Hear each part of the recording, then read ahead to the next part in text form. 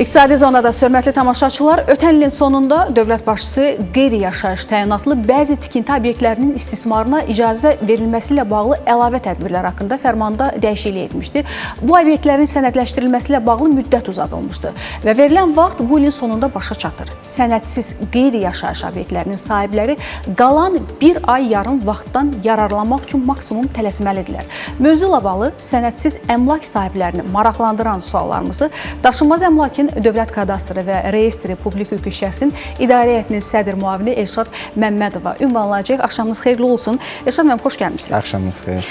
Elşad müəllim, bu qeyd etdiyimiz fərman əmlak sahibi olan sahibkarlar üçün hansı üstünlükləri qazandırır və bugünə qədər bu çərçivədə nə qədər sənədsiz əmlak sahibi müraciət edib və müsbət cavab alıb?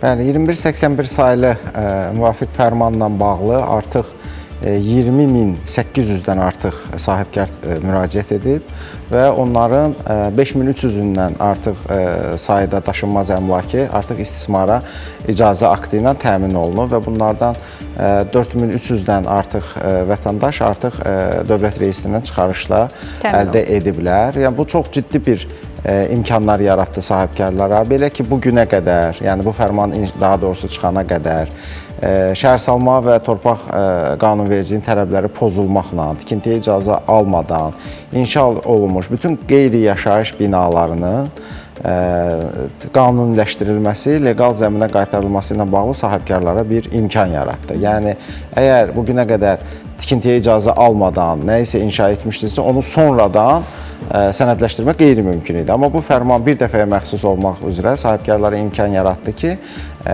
müraciət etsinlər və onların çatışmazlıqları təbii ki, aradan qaldırılmaqla, əgər tikintidə dayanıqlığında hər hansı bir problem varsa, torpağı zəbtdirsə və bu müvafiq dövlət orqanlarının əməkdaşlığı ilə aradan qaldırılaraq, məsələn, torpaq sahəsi zəbt olunaraq tikilibsə, həmin torpaq sahəsi vətəndaşın arzusuna görə ona satılır və ya icarəyə verilir və ya hər hansı bir tikintidə nöqsana yol verilibsə, dərhal müvafiq qurum, məsələn, bu halda Fövqəladə Hallar Nazirliyi ona hansı addımları atmalı olduğuna dair yazılı məlumat verir və nöqsan aradan qaldırıldığı zaman dərhal bir sonraki mərhələyə keçir və bu artıq dediyim kimi 5300-dən artıq sahibkar öz daşınmaz əmlakını tam sənədləşdirərək başa çatdırdı.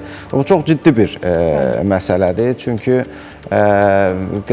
xüsusilə qeyri-yaşayış təyinatlı obyekt sahibkarlar məşğulluqla əlaqəli bir məsələdir. Eləcə də sahibkarlarımıza kredit ehtiyacları yarandığı zaman ipoteka predmeti ola bilir, girov qoyula bilir, alqı-satqı predmeti ola bilir və bu milyardlarla dəyəri olan əmlakdan söhbət gedir ki, bu iqtisadiyyatımıza sığorta təminatı alır və bu iqtisadiyyatımıza milyardlarla dəyəri olan bir dövriyyə qazandırılmış oldu.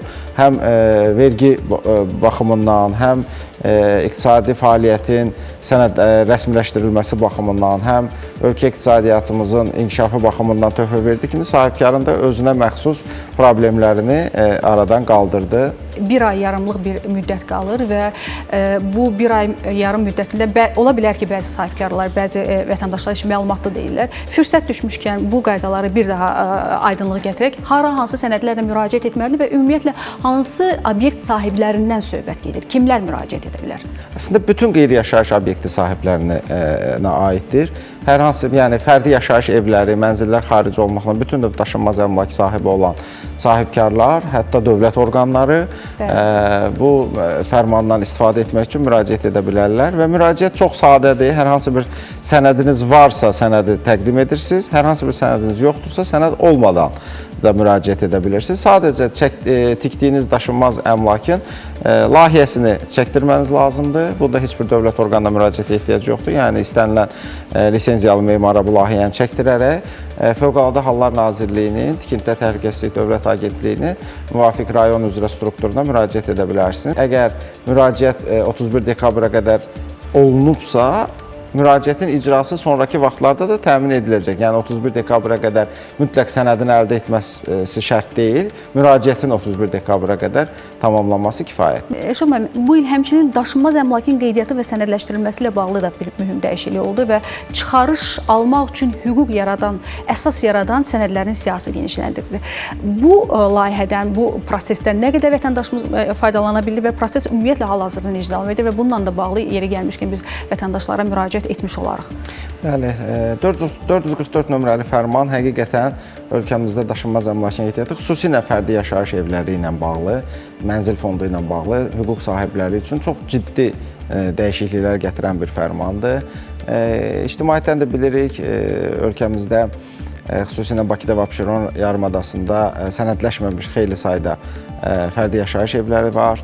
Vətəndaşlar bunun qeydiyyatını apara bilməməkdən xeyli çətinliklərlə üzləşirdilər və bu fərman bu problemin əhəmiyyətli dərəcədə həlli ilə bağlı çox ciddi addımlar nəzərdə tutur. Belə ki, bu günə qədər Dövlət Reestri haqqında qanununa görə sənəd statusu olmayan, yəni hüquqların dövlət qeydiyyatına əsas verməyən bəzi sənədlər artıq sənəd kimi tanınmağa başlandı və bu bizim hesablamalarımıza görə 100 mindən biraz artıq Azərbaycan vətəndaşının fərdi yaşayış evi və mənzilinin sənədləşdirilməsinə imkan yaratdı. Xüsusilə burada qeyd etmək olar, icra nümayəndəliklərinin müxtəlif illərdə, yəni icra hakimiyyəti başçılarının deyil, onların qəsəbə və nümayəndəliklərinin verdiyi torpaq ayırma sənədləri, baxmayaraq ki, zamanında torpaq qanunvericinin tələblərinə ciddi əməl olunmadan addımlar atılmışdı, amma burada çoxlu sayda 10 minlərlə vətəndaşımızın olduğu nəzərə alınaraq Cənab Prezidentimizin fərmanı ilə sənədlər siyahısına daxil edildi və bu xüsusilə Abşeron yarımadasında yəni 40 mindən artıq vətəndaşımızın evlərinin sənədləşməsinə nəticələnəcək. Müraciətlər var, çox ciddi fəallığı var və bununla bağlı xüsusilə dediyim kimi icra nümayəndəliklərinin qərarları ilə insanlar müraciətlər edirlər. Artıq 5 mindən artıq müraciəti biz əldə etmişik və amma hesablamalarımız 100 mini göstərir. Hesab edirəm ki, qısa müddət ərzində ölkəmizin bütün rayon və şəhərlərində, eləcə də Bakıda və Abşeron yarımadasında bu 100 minə yaxın fərdi yaşayış evinin sənədləşməsi ilə yekunlaşacaq. Elşad müəllim, amma burada da yəqin ki, bir istisnalar var ki, hansı ki, o şəxslər, o əmlak torpaq sahibləri müraciət edə bilməzlər və bu o qədər geniş bir problemdir ki, o qədər insanı əhatə edir ki, onlar hansılardır? Yəni müraciət edərkən bir çaşqınlıq da yaranmasın, aydınlıq gətirək. Öncəliklə qeyd edeyim ki, həmin deməli sənədlərin mütləq arxiv əsasları olmalıdır. Yəni dövlət arxivində bu sənədlər öz əksini tapmalıdır və ya verən qurum tərəfindən həmin sənədlərin doğruluğunu təsdiq edən bir arayış əldə oluna bilər. Və təbii ki, həmin daşınmaz əmlaklar heç bir şəkildə yüksək gərginlikli xətlərin, yüksək təzyiqli qaz xətlərinin, boru kəmərlərinin, Xəzər dənizinin, çayların, göllərin mühafizəsində yerləşməməlidir və bu həyat və sağlamlıq üçün təhlükəli yerlərdə yerləşməyən fərdi yaşayış evlərinə şamil olunur və bununla bağlı bir vaxt məhdudiyyəti yoxdur. Önümüzdəki illərdə və istənilən vaxt müraciət edərək sənədləşdirilməsini təmin edə bilərlər.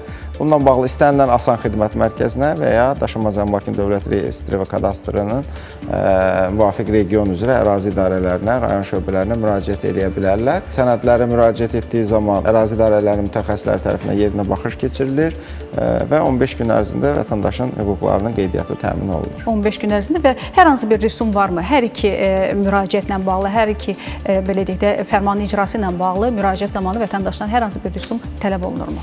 Əlbəttə, dövlət reestri haqqında qanuna görə, dövlət reyestrinin çıxarışının verilməsinə görə deməli 50 manat dövlət rüsumu nəzərdə tutulur və texniki pasport arzu edənlər üçün 75 manat dövlət rüsumu nəzərdə tutulur və bu evin sahəsindən, kvadratından asılı olmayan standart rəqəmlərdir və evin sahəsindən asılı olaraq dəyişən bir deməli tarif şurasının qərarına görə müəyyən olunmuş xidmət haqqları var. Və bir məsələni də xüsusi qeyd etmək yerinə düşər ki, burada vasitəçilər olur. Adətən vətəndaşların bu məsələdə belə məlumatsızlığından istifadə edirlər. Yəni hər bir vətəndaş özü fərdi qaydada müraciət edib çox qeyd etdiyiniz məbləği ödəməklə bu sənədləri rəsmiləşdirə bilər öz adına. Əlbəttə, biz də təşəkkür edirik. Əslində bu proqramlar vasitəsilə xalqa bilavasitə müraciət etmək məlumatlandırma baxımından çox önəmlidir. Bəli, asan xidmət mərkəzləri və ya daşınmaz əmlakın kadastr və reestri publik hüquqi şəxsin ərazi idarələrində peşəkar mütəxəssislərin hər zaman qəbulunda, hər hansı bir ödəniş etmədən qəbulunda ola bilərlər. Orada həm hüquqi dəstək, həm texniki dəstək vətəndaşlarımız əldə edə bilərlər. Yəni bu sadə bir vətəndaşın edə biləcəyi hər hansı bir xüsusi ixtisaslı şəxslərin dəstəyindən möhtac olmayacağı bir prosesdir. Ona görə də mən fürsətdən istifadə edib bütün vətəndaşlarımıza səslənirəm ki, yəni hər iki fərmanın yaratdığı imkanlardan mümkün olduğu qısa müddət ərzində istifadə etməyə fikirləşsinlər. Təşəkkür edirik, minnətdarıq. Hər kəsə uğurlar arzulayırıq və studiyamıza gəldiyiniz üçün sizə ayrıca təşəkkürümüzü bildiririk. Çox sağ olun. Sağ olun.